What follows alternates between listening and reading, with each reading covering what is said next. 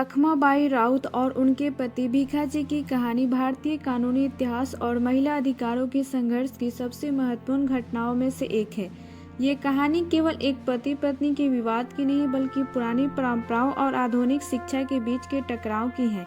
रुक्माबाई का जन्म 1864 में बॉम्बे में हुआ। उनकी मां जयंती बाई विधवा थी और बाद में समाज सुधारक डॉक्टर सखाराम अर्जी से विवाह किया। सौतेले पिता ने रुक्माबाई को पढ़ने लिखने और स्वतंत्र सोच के लिए प्रेरित किया। रखमाबाई का विवाह महज 11 वर्ष की उम्र में 19 वर्षीय भीखाजी से 1873 में हो गया था। उस समय की प्रथा के अनुसार रखमाबाई अपने माता पिता के घर पर ही रही और अपनी शिक्षा जारी रखी।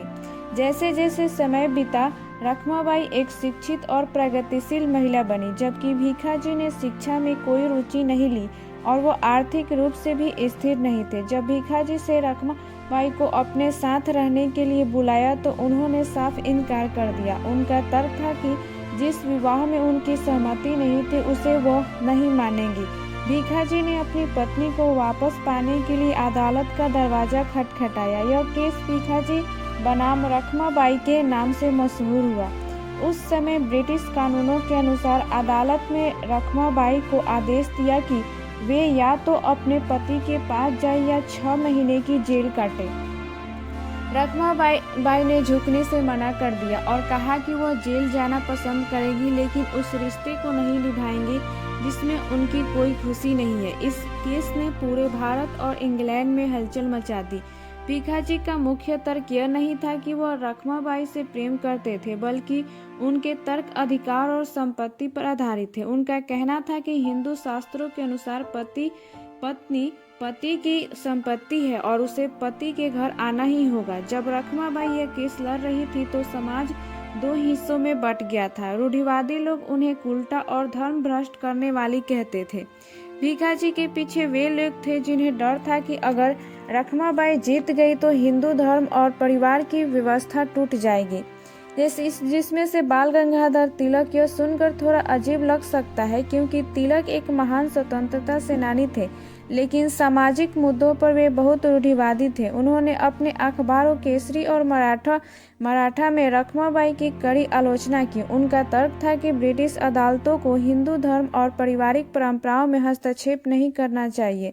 रूढ़िवादी ब्राह्मण। उन्होंने तर्क दिया कि यदि पत्नियों को पति चुनने या छोड़ने की आज़ादी मिल गई तो समाज में अराजकता फैल जाएगी। उस समय हिंदू कानून में तलाक का कोई औपचारिक प्रावधान नहीं था। शादी को जन्मांतर का बंधन माना जाता था।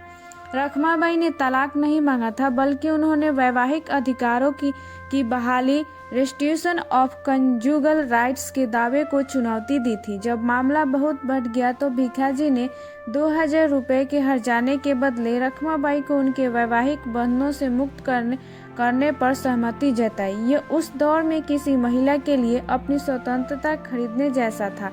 उन्होंने एक अखबारों में और हिंदू लेडी के नाम से पत्र लिखे। उन्होंने लिखा था, यह मेरी बदकिस्मती है कि मेरा विवाह ऐसे समय हुआ जब मैं समझ भी नहीं सकती थी कि शादी क्या होती है। क्या एक अबोध बच्ची को उम्र भर के लिए ऐसे बंधन में बांध देना न्याय है? जब रखमाबाई ने 2000 देकर भीखाजी से अपना पीछा छुड़ाया तो भीखाजी ने दूसरी शादी कर ली। वहीं रखमाबाई ने शादी न करने का फैसला किया और अपना पूरा जीवन चिकित्सा और समाज सेवा को समर्पित कर दिया।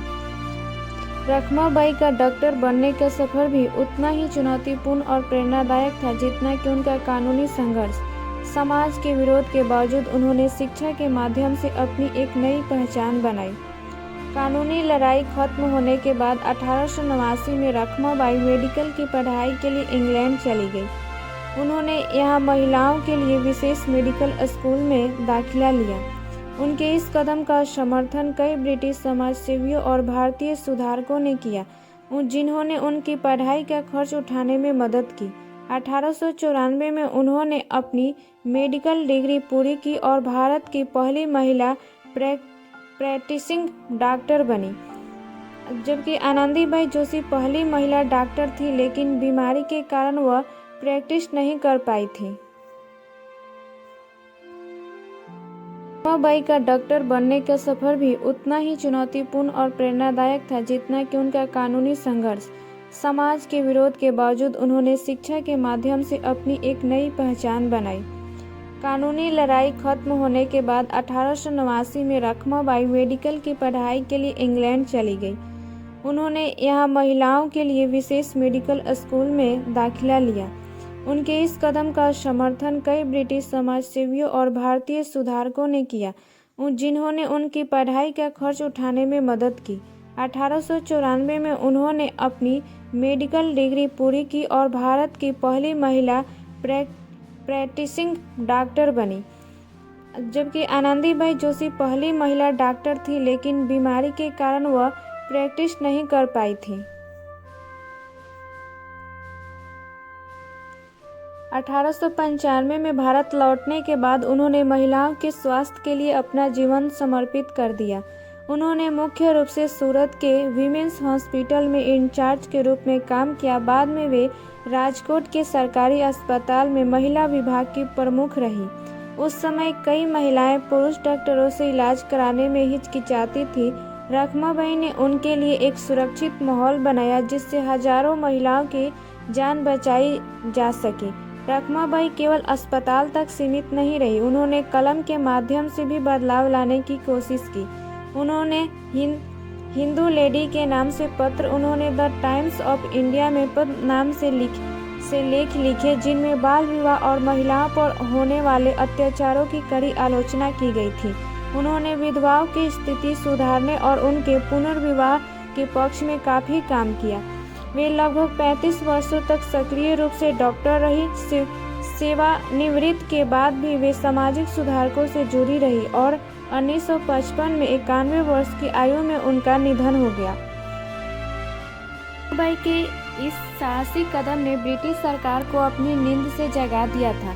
इस एक केस की वजह से भारत के सामाजिक और कानूनी ढांचे में जो बदलाव आए, उन्होंने आने वाली पीढ़ियों की महिलाओं का भविष्य बदल दिया। रेस्टिट्यूशन ऑफ कंज्यूल राइट्स भीखाजी ने इसी कानून का सहारा लेकर कोर्ट से कहा था कि मेरी पत्नी को जबरन मेरे पास भेजा जाए। रखमाबाई के केस के बाद अदालतों ने महिलाओं के जेल भेजने के प्रावधान को कम करना शुरू किया। न्यायाधीशों को यह समझ आया कि किसी महिला को उसकी इच्छा के विरुद्ध वैवाहिक जीवन बिताने के लिए जेल की सजा देना अमानवीय है। आज के आधुनिक भारत में भी यह कानून बहस का विषय है, लेकिन इसकी नींव रखमाबाई के केस से ही हिली थी। इस केस ने साबित किया कि अगर एक महिला शिक्षित है तो वह अपने हक के लिए महारानी तक से लड़ सकती है। सरकार ने महसूस किया कि भारत को महिला डॉक्टरों की सख्त जरूरत है, ताकि महिलाएं अपनी समस्याएं खुलकर बता सके। इसके बाद महिलाओं के लिए मेडिकल कॉलेजों में सीटों और स्कॉलरशिप की व्यवस्था में सुधार किया गया। भीखाजी ने पैसे लेकर समझौता कर लिया और दूसरी शादी कर ली, लेकिन रखमाबाई ने साबित किया कि विवाह कोई जेल नहीं है। एक महिला की अपनी स्वतंत्र पहचान होती है। शिक्षा वो हथियार है जो सदियों पुरानी रूढ़ियों को तोड़ सकता है। रखमाबाई का जीवन संघर्ष आज भी हर उस महिला के लिए प्रेरणा है जो अपनी शर्तों पर जीना चाहती है। मैंने अखबारों में जो पत्र लिखे थे वे आज भी महिला अधिकारों के लिए एक महत्वपूर्ण दस्तावेज माने जाते हैं।